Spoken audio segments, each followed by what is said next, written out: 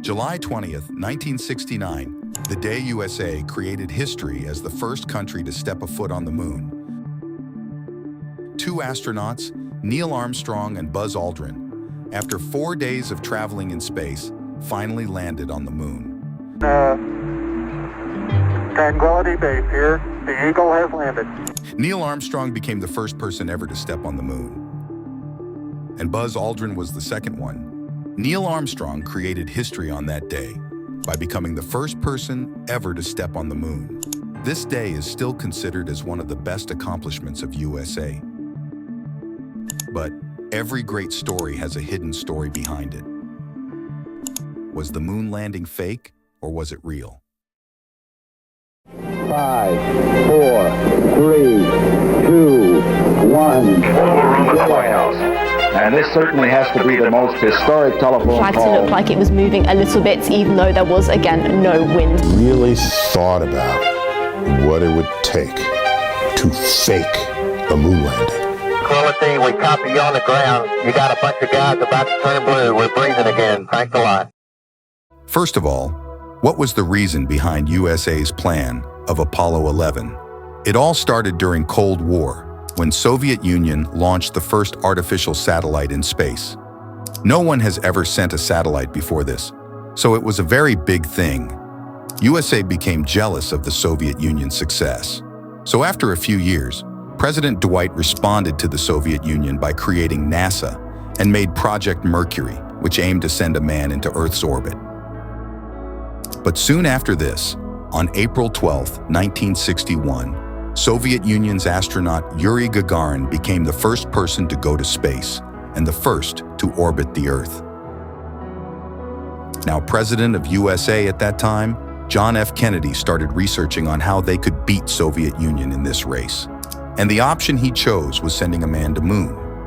Yes, on May 26, 1961, Kennedy addressed the United States Congress. He declared that the USA is going to make history by sending a man to the moon. We choose to go to the moon in this decade and do the other things, not because they are easy, but because they are hard. This project already had a name, Project Apollo. In June 1961, Kennedy met Soviet Union's premier and proposed him to make the moon landing a joint project, but he declined. Kennedy again proposed this idea in 1963, but it was abandoned after his death. In 1962, NASA's head, James Webb, announced that Apollo spacecraft would have 3 major parts: a command module, a service module, and a lunar module. Now, before Apollo 11, NASA tested many spacecrafts. Apollo 1, which was destroyed, and 3 astronauts died in it. Apollo 7, which evaluated the command module in Earth's orbit. Apollo 8, 9, 10. And then finally, after all the testing, they were ready for this mission. Apollo 11 was ready in July 1969 for this mission. The crew of Apollo 11 was announced, and you probably think that there were only 2 astronauts in this mission. But no, actually there were 3 astronauts. Neil Armstrong was the leader of this mission. Buzz Aldrin was the pilot of lunar module. And the third one was Michael Collins, who was the pilot of command module. Michael Collins' role was probably the most important one in this mission, but before that we should know about the structure of Apollo 11. So Apollo 11 had 3 main parts: the command module, service module, and lunar module. The first 2 parts are called CSM. So their aim was to detach the lunar module, which will land on the moon, and to return, the lunar module will get reattached to the CSM and return back to Earth. A Saturn V rocket was used for this mission. It was filled with 1 million gallons of kerosene, liquid hydrogen, and liquid oxygen before launching. So because of this, the weight of the rocket was 3 million kilograms. The spacecraft reached Earth's surface with the help of this rocket, so they reached the Earth's orbit in less than 10 minutes. Then they made about 1.5 revelations around the Earth. And then they got permission from the mission control to take the spacecraft out of Earth's orbit and move towards Moon's orbit. It took several days for the astronauts to reach the Moon. The astronauts waited in the aircraft. They had food, bed, and everything they needed was in the spacecraft. On the 19th of July in 1969, Apollo 11 reached the moon's orbit. At this point, the lunar module detaches itself from CSM. Michael Collins was sitting in the command module, and Neil Armstrong and Buzz Aldrin were in the lunar module. The role of CSM was to fly in the moon's orbit, and lunar module's role was to land on the moon. Only Neil Armstrong and Buzz Aldrin got the chance to step a foot on the moon. That is why Michael Collins is not that popular, because he never stepped on the moon. Around 8 p.m., lunar module was going to land on the moon, and at exactly 8:10 p.m., an alarm goes off. 12:01 alarm. Armstrong and Buzz Aldrin didn't know what this alarm meant, so they asked the mission control about it, and they said ignore it and move forward. 1201. 1201. Roger, 1201 alarm. Same type, we're go, flight. Okay, we're go. We're go, same type, we're go. Later, they figured out that 1201 was a warning that the computer system of Apollo 11 is overloaded.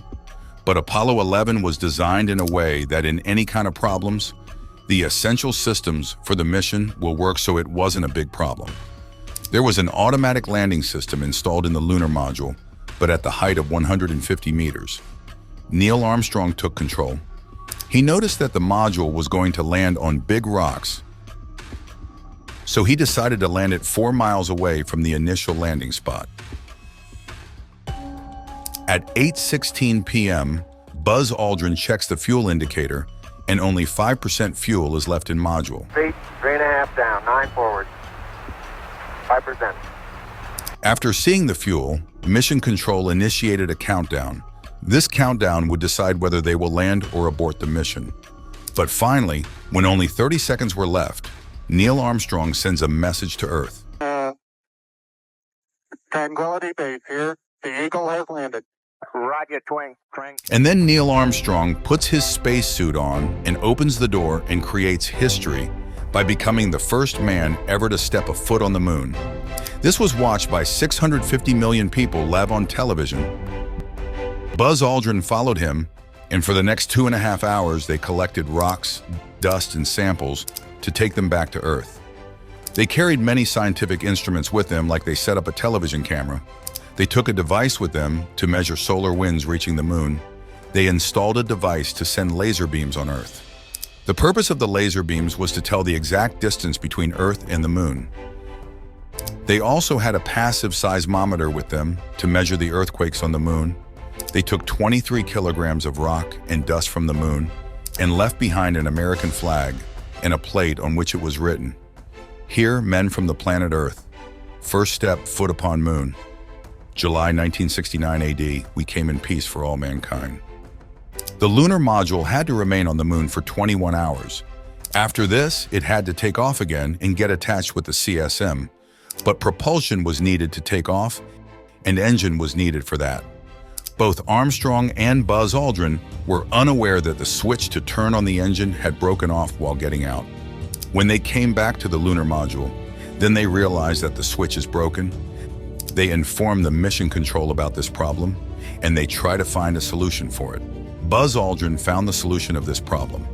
He realized that the circuit is broken and started finding things to fix it.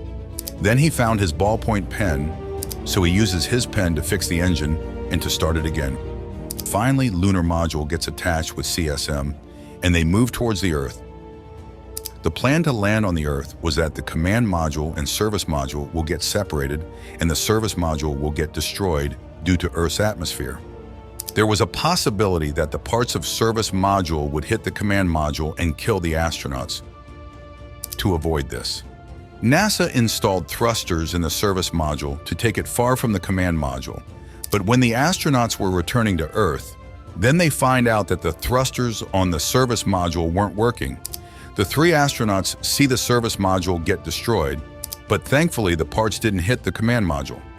The risk of the astronauts dying was so high in this mission that USA's President Nixon had prepared an alternate speech in case the astronauts died. This is what his alternate speech was. But thankfully, this script wasn't needed. The command module safely enters the Earth's surface. The parachutes get deployed and they land in the ocean. All 3 astronauts were fine and safe. They were then evacuated from rescue ships. The astronauts faced many problems, but they overcame them and accomplished the mission. The astronauts were quarantined for 2 weeks because of the risk of them carrying pathogens or some kind of virus. But again, thankfully, nothing happened. The Apollo 11 was the headline of all the newspapers and channels. The promise of USA's President John F. Kennedy of having humans land on moon was made possible by NASA. We choose to go to the moon in this decade and do the other things, not because they are easy, but because they are hard. But obviously, every story has conspiracies behind it. Where it was all filmed and it didn't happen. I have heard that it was filmed in a warehouse in California. The one I heard was Stanley Kubrick. When he was shooting 2001, I guess, he filmed the moon landing. And you can tell because the flag sort of flutters in the wind, and so there's no wind on the moon.